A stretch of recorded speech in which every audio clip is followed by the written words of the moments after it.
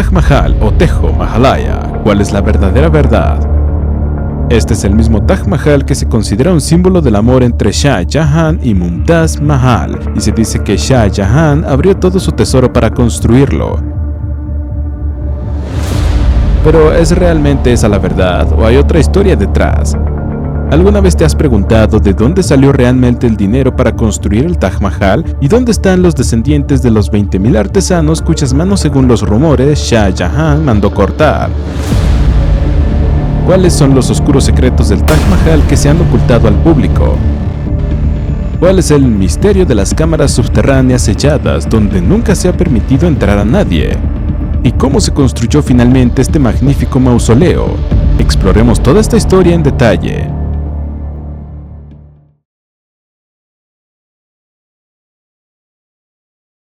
La historia comienza en el año 1607. Era el festival de Navroz. El palacio estaba lleno de celebraciones y el Mena Bazar brillaba con luces. Entre ropas coloridas, joyas relucientes y sonrisas radiantes de mujeres, los ojos del príncipe mogol Khurram se detuvieron en un pequeño puesto. Allí una joven mostraba gemas relucientes a sus clientes. Su nombre era Arjumand Banu Begum, y en el momento en que el príncipe la vio, perdió su corazón por ella. Arjumand no era un joven común. Su abuelo, Mirza Ghiyas Beg, había sido honrado por el emperador Akbar con el título de Itimad-ud-Dawla, y más tarde incluso se convirtió en el primer ministro en la corte real. Ella era Nur Jahan Begum, la esposa del emperador Jahangir. Debido a esto, cuando el príncipe Khurram expresó su deseo de casarse con Arjumand, el emperador Jahangir aceptó con gusto. Así, en 1906 ambos se comprometieron y 5 años después, el 10 de mayo de 1612, se casaron. Tras el matrimonio, el príncipe Khurram solía decir que Arjumand Banu Begum no se parecía a ninguna otra mujer de su época, singularmente bella y elegante. Por ello le dio el nombre de Mumtaz Mahal Begum, que significa la dama elegida y más especial del palacio. Para él, ella era más que una esposa, era su consejera y su amiga más cercana. Pasaban horas hablando, compartiendo poesía y comentando los acontecimientos del día. Pasó el tiempo y en 1628 el príncipe Khurram ascendió al trono mogol y pasó a ser conocido como Shah Jahan. A lo largo de todo este camino, Mumtaz siguió siendo su compañera de mayor confianza. Shah Jahan confiaba en ella tan profundamente que le otorgó el honor más alto del imperio, la Murs-u-Shah, el sello imperial. Sin este sello, ninguna orden real se consideraba válida. En otras palabras, ninguna decisión importante en el imperio podía aprobarse sin el permiso de Mumtaz Mahal. A pesar de tener un poder tan inmenso, Mumtaz nunca intentó controlar la política. Disfrutaba mucho más de estar con Shah Jahan, observando combates de elefantes y exhibiciones militares en la corte. Los relatos históricos y cartas reales revelan que Shah Jahan aceptaba con frecuencia sus consejos en asuntos relacionados con el imperio y con su familia. De esta manera pasaron 19 años felices. Entonces, en 1631, solo 3 años después de que Shah Jahan se convirtiera en emperador, Khan Jahan Lodi se rebeló. Para sofocar la rebelión, Shah Jahan marchó hacia el Deccan con su ejército. Mumtaz Mahal lo acompañó, a pesar de estar embarazada. Ya había estado embarazada 13 veces antes, pero solo 6 de sus hijos habían sobrevivido. Estos embarazos repetidos habían deteriorado gravemente su salud. Junto con las obligaciones reales, los viajes, las ceremonias y las presiones de la vida en la corte, tenía poco tiempo para descansar o recuperarse. La caravana real llegó a Burhanpur y durante su estadía, el 16 de junio de 1631, Mumtaz dio a luz a una hija dentro del campamento militar. Al principio todo parecía estar bien, pero poco a poco su estado comenzó a empeorar. En cuanto Shah Jahan escuchó esto, corrió a su lado, pero en la mañana del 17 de junio, Mumtaz Mahal falleció en los brazos del emperador. Después de su muerte, Shah Jahan lloró en su tienda durante 8 días seguidos. Sus ojos se debilitaron tanto de tanto llorar que ya no podía ver con claridad sin lentes. Durante 2 años dejó de escuchar música, no usaba joyas, evitaba la ropa real y los perfumes. Era como si todo el color hubiera desaparecido de su vida. También se retiró del mundo político.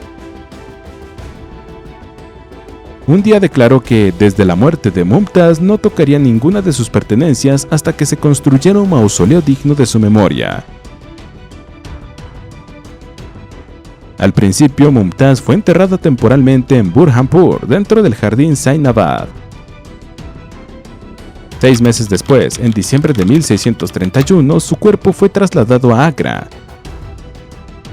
Y el 8 de enero de 1632 fue enterrada en el lugar donde finalmente se construiría el Taj Mahal.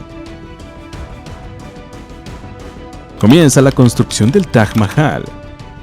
Shah Jahan tenía un profundo interés por la arquitectura, así que comenzó a diseñar la estructura junto con los mejores arquitectos del mundo. Su sueño era que el Taj Mahal se viera como un Jannah en la tierra, el paraíso en la tierra.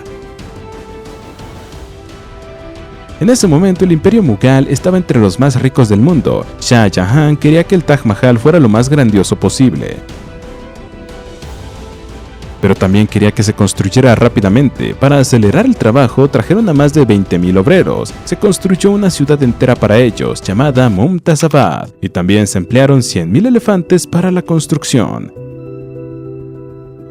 Para construir el Taj Mahal no solo trabajaron los mejores artesanos de la India, sino que maestros de distintas partes del mundo también aportaron sus habilidades únicas.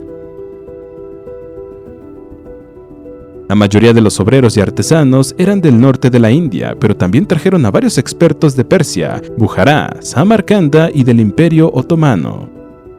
Este fue el proyecto real más grande de su tiempo, por lo que Shah Jahan quería que el mejor arte del mundo estuviera representado en este monumento. El arquitecto principal de todo este proyecto fue Ustad Ahmad Lahori, considerado el mayor arquitecto mogol de su época. Fue responsable de toda la planificación, el diseño estructural, la arquitectura de la cúpula y la supervisión diaria del Taj Mahal. Así, la construcción del Taj Mahal comenzó en 1632. Pero la gran pregunta era, ¿cómo podría una estructura de mármol tan enorme sostenerse en las blandas orillas del río Yamuna? Si el edificio se levantaba directamente sobre el suelo, se hundiría lentamente. Los ingenieros se enfrentaban ahora a su mayor desafío, ¿cómo estabilizar el terreno? Para ello idearon una solución ingeniosa, clavaron cientos de miles de pilotes de madera profundamente en el suelo. Estos pilares de madera formaron algo parecido a un bosque subterráneo. Esto proporcionó una base extremadamente fuerte para el Taj Mahal. Pero aquí viene la parte más interesante. La madera normalmente se deteriora con el tiempo. Entonces, ¿cómo ha permanecido en pie el Taj Mahal durante siglos? La respuesta está en la elección especial de la madera. Sí, eligieron un tipo de madera que no es como la madera común. Esta madera se llama ébano. Su propiedad única es que cuanto más humedad absorbe, más fuerte se vuelve. Donde la mayoría de las maderas empiezan a pudrirse en el agua, el ébano se vuelve aún más duradero. Por esta extraordinaria cualidad fue la elección perfecta para los cimientos del Taj Mahal. Sobre estos pilares de madera se construyó una enorme plataforma de piedra, primero utilizando bloques de arenisca roja, y luego toda la superestructura de mármol blanco se levantó encima. Esto ayudó a redistribuir el peso de manera uniforme, haciendo que toda la estructura estuviera perfectamente equilibrada.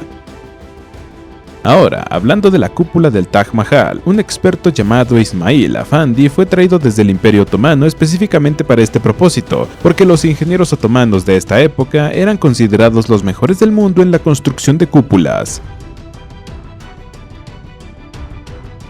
Además de él, los arquitectos persas Ustad Isa e Isa Muhammad Efendi fueron responsables de determinar la simetría y la geometría general del edificio, cuán alta sería la cúpula, qué líneas se alinearían con cuáles, dónde se ubicarían los minaretes. Todo fue diseñado según sus cálculos. Gracias a ellos, el diseño del Taj Mahal todavía hoy parece perfectamente equilibrado. El esplendor de esta simetría también puede verse en los 4 minaretes que rodean el mausoleo. A primera vista, los minaretes del Taj Mahal parecen perfectamente rectos, pero la verdad es que fueron construidos intencionalmente con una ligera inclinación hacia afuera. Y esto no es un error, es ingeniería brillante. La idea era que, si ocurría un gran desastre como un terremoto, los minaretes cayeran alejándose de la tumba principal, asegurando que la cúpula central permaneciera protegida. Pero la historia no termina aquí. Los arquitectos no solo pensaron en la seguridad, también superaron las ilusiones ópticas naturales del ojo humano. Sí, los minaretes se hubieran construido completamente rectos, parecerían inclinarse hacia adentro cuando se observan desde lejos. Esto ocurre debido a la forma en que funciona la perspectiva del ojo humano. Para contrarrestar esta ilusión, los arquitectos inclinaron intencionalmente los minaretes ligeramente hacia afuera, asegurando que toda la estructura se vea perfectamente recta, limpia y simétrica desde cualquier ángulo. Otra persona clave en este trabajo fue Puru, quien era responsable de supervisar todo el diseño y la arquitectura, asegurándose de que el diseño creado en el papel se ejecutara con precisión en el terreno. Además de él, Qasim Khan, de Lahore, un experto en trabajo de oro, creó decoraciones doradas extremadamente delicadas para ciertas secciones del monumento. Debes haber notado las hermosas flores, enredaderas y trabajos de incrustación de gemas en el mármol. La mayor parte de esto fue realizado por Chiranji Lal de Delhi y todo su equipo. Eran maestros del tallado y del trabajo de incrustación. Bajo su supervisión, las piedras preciosas se cortaban tan finas como un cabello. Cada taller se especializaba en algo distinto. Algunos hacían pétalos, otros colocaban los anclajes y otros pulían el mármol. Pero incluso los diseños más pequeños resultaban extremadamente limpios y delicados. Además, la responsabilidad de toda la caligrafía del edificio fue asignada a Amanat Khan Shirazi. Shah Jahan confiaba tanto en su habilidad que fue la única persona autorizada a firmar su propio nombre en el Taj Mahal. La razón era simple: escribir versos del Corán sobre el mármol negro con una precisión tan fina era una tarea increíblemente difícil. Un detalle sorprendente es que los versos del Corán en las grandes entradas y arcos están escritos con una ligera perspectiva curva. Las letras se vuelven gradualmente más grandes hacia la parte superior, de modo que cuando se ven desde abajo todos los caracteres parecen tener el mismo tamaño. Y nadie excepto Amanat Khan podría haber ejecutado esto con una belleza tan impecable. La responsabilidad de gestionar el resto de la construcción fue entregada a Muhammad Hanif. Él manejaba toda la fuerza laboral, decidía qué trabajador haría qué, cuándo comenzaría una parte específica del proyecto y si la calidad estaba a la altura. Todo estaba bajo su control. Por eso, todo el proyecto avanzó de manera extremadamente organizada. Por otro lado, Mir Abdul Karim Khan y Mukarimat gestionaban todos los registros financieros del proyecto, incluidos los salarios de los trabajadores y los informes de producción diarios. En pocas palabras, desempeñaban funciones similares a un director ejecutivo y un director financiero de un gran proyecto actual. Todas las decisiones importantes, las finanzas, el ritmo de trabajo y la coordinación dependían de ellos. Pero la gran pregunta es, ¿cuánto se les pagaba a estos artesanos? Los registros persas muestran que Ata Muhammad, un maestro albañil, ganaba 500 rupias al mes. Shakir Muhammad, un escultor, ganaba 400 rupias. Muhammad Sahad de Multán recibía 590 rupias. Y Chiranji Lal de Lahore recibía 800 rupias al mes. En aquel tiempo, un salario mensual de 500 a 800 rupias equivaldría entre 20 y 48 lakh de rupias en valor actual. Por eso, estos pagos se consideraban salarios de categoría real. Los trabajadores comunes de esa época no podían ganar en un año lo que estos artesanos ganaban en solo un mes. Estos altos salarios muestran claramente lo altamente cualificados que eran los trabajadores del Taj Mahal. Su artesanía era tan precisa y perfecta que cada parte del Taj Mahal luce uniformemente hermosa. El mausoleo de Mumtaz Mahal se considera el corazón del Taj Mahal porque fue construido exactamente en el centro de todo el complejo. Es tan simétrico que si lo cortaras por la mitad, ambos lados parecerían imágenes especulares perfectas.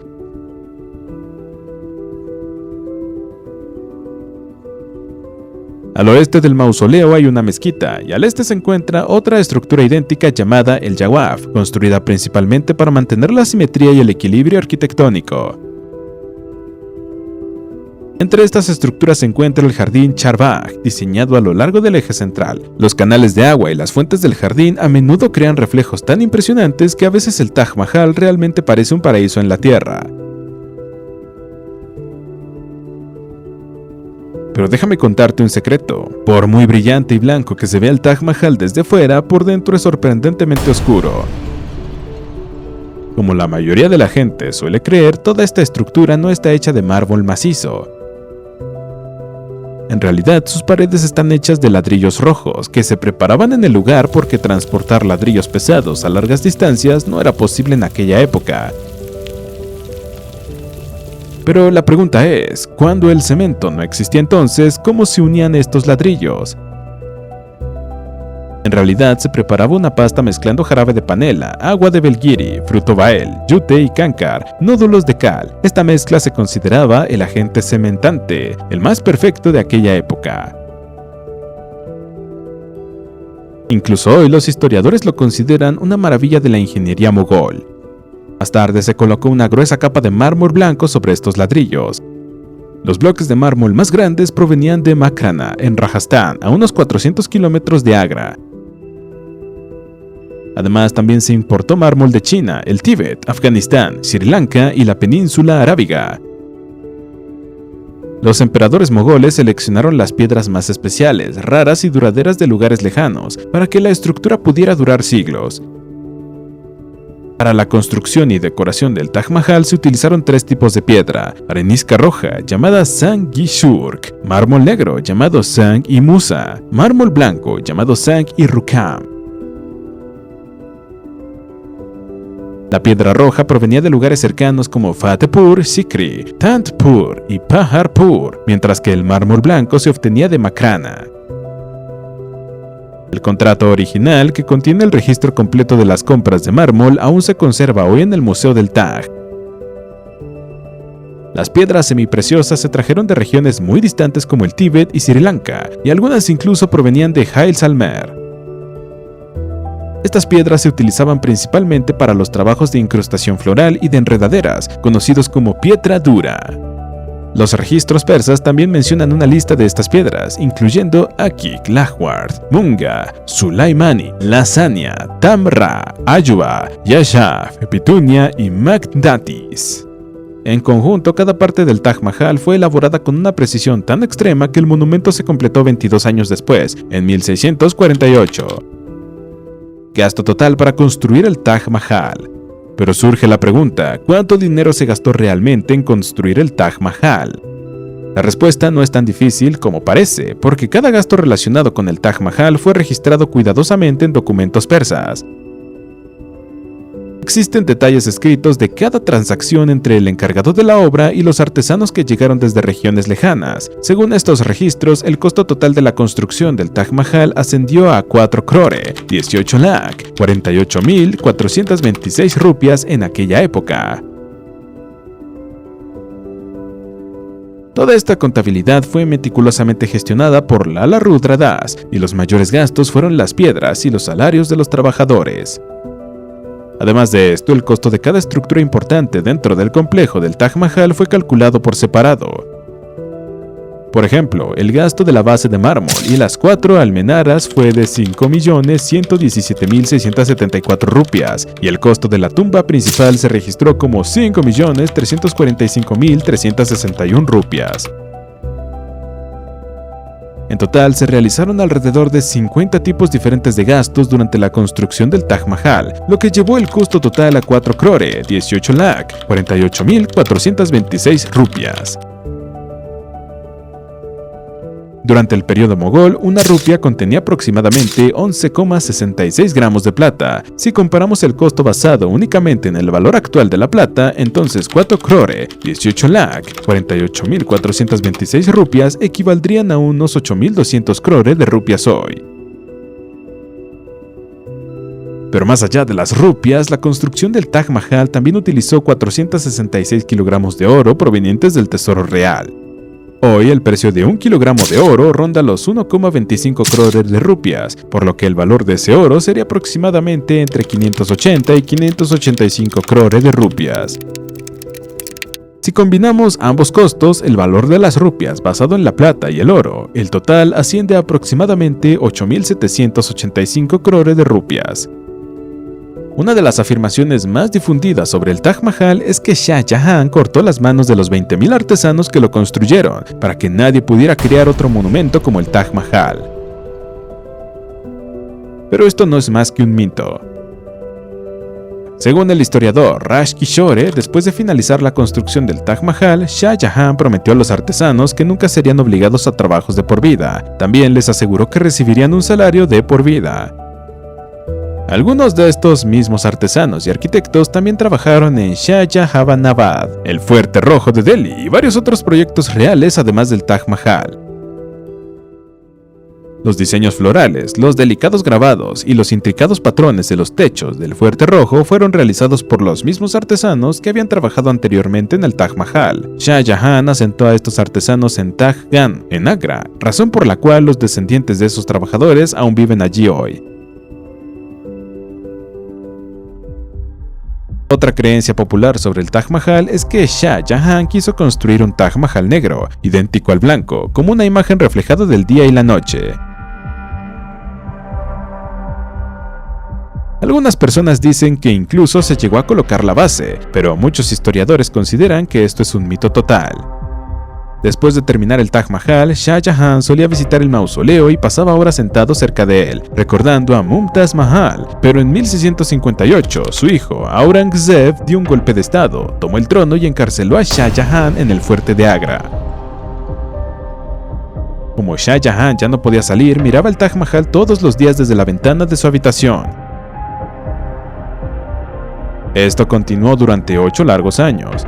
Finalmente, en enero de 1666, Shah Jahan dio su último aliento en cautiverio. Tras su muerte, fue enterrado junto a Mumtaz Mahal, dentro del propio Taj Mahal. En 1983, la UNESCO incluyó el Taj Mahal en la lista del Patrimonio Mundial, reconociéndolo oficialmente como una de las 7 maravillas del mundo. Hoy el Taj Mahal es la atracción turística más visitada de la India, atrayendo visitantes de todo el mundo. Solo en los 5 años posteriores a 2020, el Taj Mahal generó alrededor de 297 crore, únicamente en ventas de entradas. Esto te da una idea de cuántas personas lo visitan cada año. Sin embargo, debajo del Taj Mahal hay varias habitaciones en las que nadie ha entrado jamás. Esto plantea una pregunta común: ¿qué secreto se esconde detrás de esas habitaciones selladas? La respuesta es en realidad muy sencilla. Estas habitaciones fueron construidas para reforzar los cimientos del Taj Mahal. Son grandes salas vacías cuyo propósito es distribuir el enorme peso de toda la estructura de manera uniforme, para que la carga quede bien equilibrada sobre el suelo. Hay otra razón práctica para estas habitaciones: controlar el flujo de aire y la humedad. Pero no solo el Taj Mahal, sino que muchos edificios mongoles antiguos tienen pasajes subterráneos similares, para que el aire pueda circular y la humedad no se acumule dentro de los muros. El Taj Mahal fue construido con reflexión profunda y planificación a largo plazo. A pesar de ello, hoy enfrenta amenazas graves, siendo la mayor de ellas la contaminación. Los químicos en el aire están apagando lentamente el brillo del mármol. Por eso la superficie de mármol se limpia periódicamente. Al mismo tiempo, se han establecido ciertas normas para los visitantes, para garantizar que el Taj Mahal permanezca tan hermoso y mágico para las generaciones futuras como lo fue en tiempos de Shah Jahan y Mumtaz Mahal.